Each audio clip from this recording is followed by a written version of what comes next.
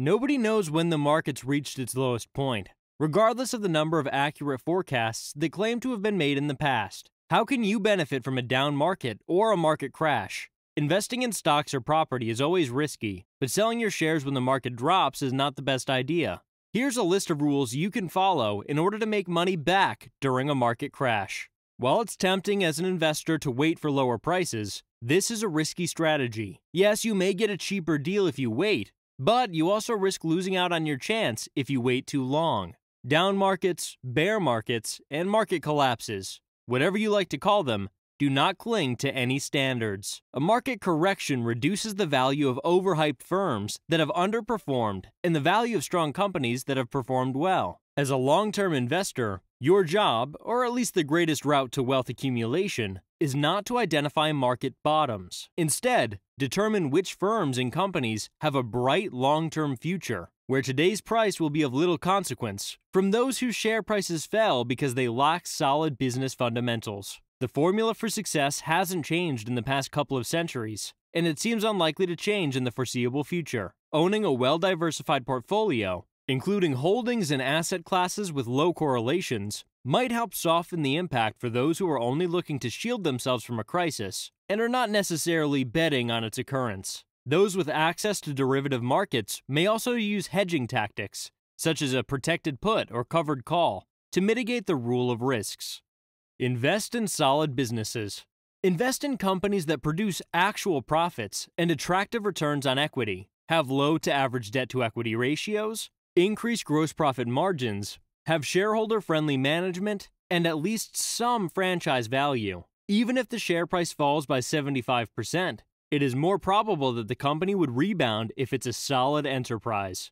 Adhere to a formula. Dollar cost average into and out of your positions, buying and selling at preset prices and quantities. This will prevent you from purchasing a position at its top or selling at its trough. You will never be able to time the market. Therefore, adhere to a program of consistent share accumulation or liquidation. Reinvest your dividends. Reinvesting your dividends can accelerate your dollar cost averaging strategy. The work of famous finance professor Jeremy Siegel has repeatedly shown that reinvested dividends significantly contribute to the total wealth of market investors who have amassed fortunes. Beware of fees.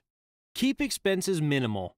In 2018, the average active management cost for mutual funds was 0.67%. In contrast, an index fund purchases and maintains a basket of equities designed to replicate an index, most often the S&P 500 or the Dow Jones Industrial Average. The annual expense ratio for a low-cost ETF can be as low as 0.10% of assets, or $100 for every $100,000 you invest. Consider a 25-year-old who puts $10,000 in a retirement account as an example. She anticipates retiring after 40 years. At age 65, the $10,000 would have grown to $57,435, assuming a return rate of 6%. Her total fees would amount to $1,690, assuming a cost ratio of 0.10% for a low-cost ETF, or $9,197, assuming a cost ratio of 0.58% for the average mutual fund. Consider that the same investment, with slightly reduced expenditures, might provide an extra $7,500 in after-tax retirement income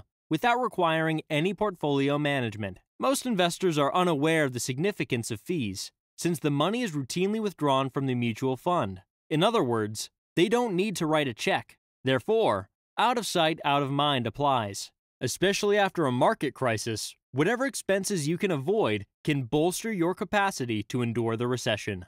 Have a backup plan. The last strategy to stock wealth during a market crash is to construct backup cash generators and income streams. This is one of the most crucial things you can do to reduce risk. Whether you make $50,000 per year as a police officer or $2 million each film as an actor, your life will be far more enjoyable if you don't depend on your next salary to maintain your quality of living. Consider the Berkshire Hathaway wealth model of famed investor Warren Buffett, which employs a two-pronged strategy to build wealth. This strategy simplifies accumulating the first few $1 million in net worth. You finance your retirement with your normal paycheck from your daily work. Then, you construct more cash-generating assets that you employ to construct your investment portfolio. These investments might include rental properties, patents, or royalties. So while you're at work, picking up the kids, attending staff meetings, and putting petrol in your vehicle, your cash generators will be transferring funds to your brokerage, retirement, and other investment accounts. This technique may shorten your journey to financial independence by decades and safeguard you if you lose your work. Think about the subsidiaries of Warren Buffett's organization. Even if Duracell failed, he would still be wealthy due to Berkshire Hathaway's ownership in Geico. Even if that fails, he still has Nebraska Furniture Mart. In addition, there are Kraft Heinz, Fruit of the Loom companies, Borsheims, and Brooks. Buffett's paper route supplied him with his starting money more than 70 years ago. Consider the tiny emergency funds you may include in your financial strategy immediately. Diversifying your investment funding can improve your ability to withstand a stock market meltdown.